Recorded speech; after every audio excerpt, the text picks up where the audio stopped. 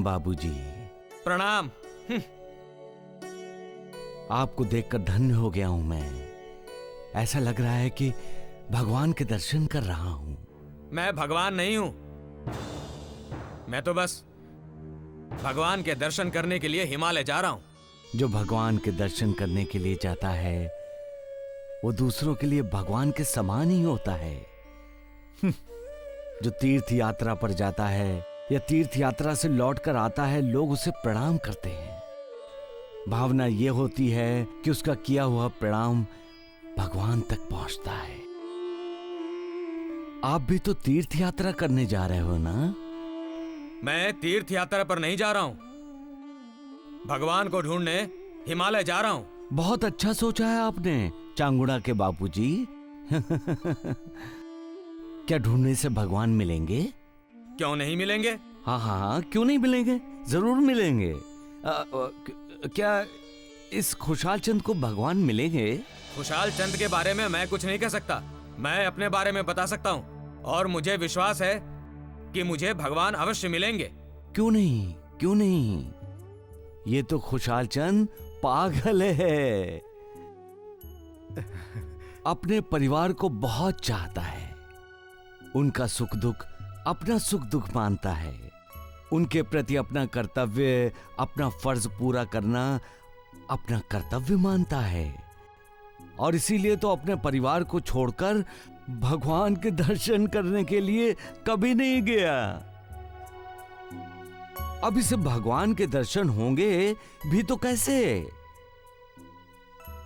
खुशहाल चंद का वो साथी सुमान्य, वो तो अपने माता पिता की सेवा करता रहता है। बेचारे को भगवान को ढूंढने के लिए फुर्सत ही कहां मिलती है जो वो भगवान को ढूंढने चला जाए। और इसे देखिए बाबूजी, दिन का नाम है इसका। ये अपनी बेटी के लिए लड़का ढूंढ रहा है। पागल है, पागल। हाँ, क्या हुआ बाबूजी? लगता है आपका कोई परिवार नहीं है।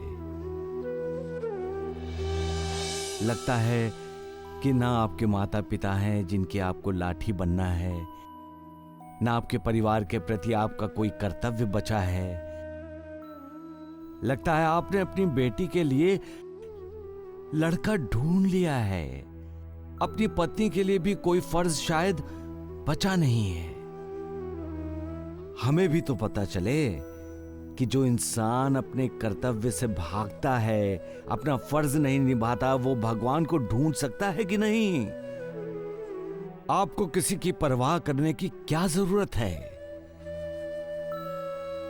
आपकी बेटी रोती है तो रोने दो, उसके आंसू आपने नहीं पोंछे तो क्या हुआ? बस कीजिए साईं बाबा, बस कीजिए। आपके बूढ़े माता पिता को आपके सहारे की जरूरत है। आपने उन्हें सहारा नहीं दिया, उनकी आपने सेवा नहीं की तो क्या हुआ? आपने खुद तो भगवान का सहारा ढूंढ लिया ना। बापूजी, जो अपने कर्तव्य को भूलता है, उससे मुंह मोड़ता है, उसे भगवान कभी भी याद नहीं करता। जो अपने परिवार को ठुकराता है, भगवान उसे ठुकरा देते हैं, उसे कभी अपने करीब नहीं लेते। पुंडलिक नाम का एक भक्त था, अपने माता पिता की सेवा करता था। उसकी भक्ति देखकर विट्ठल भगवान उस पर प्रसन्न हुए और उन्होंने पुंडलिक के दरवाजे पर दस्तक दी।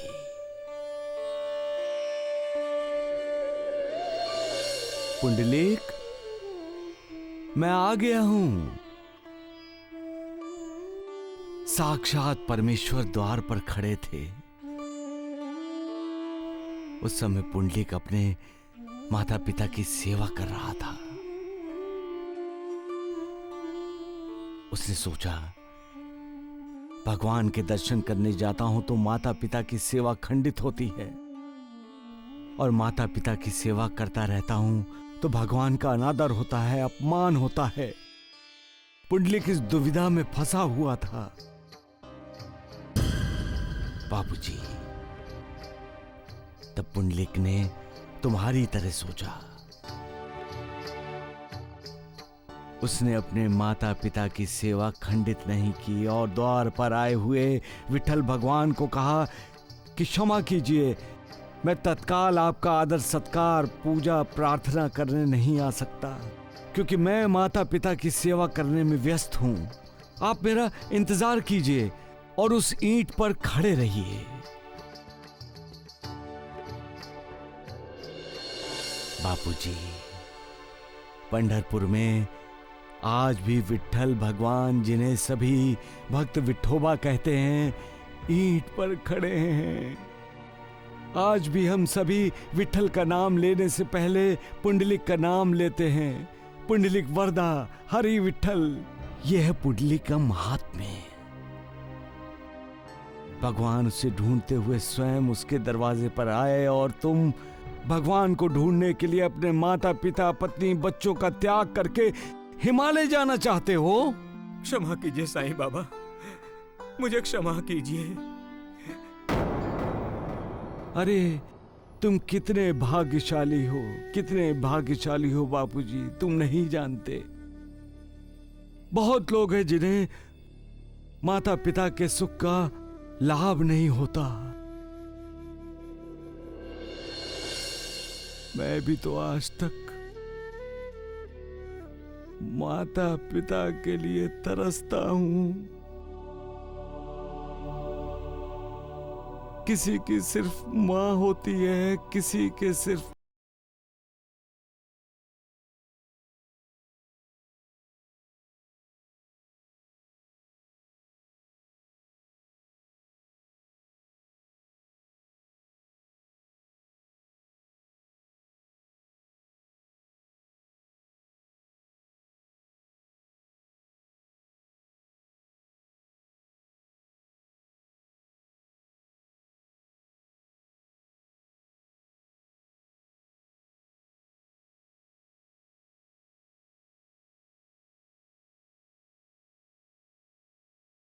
बाबा।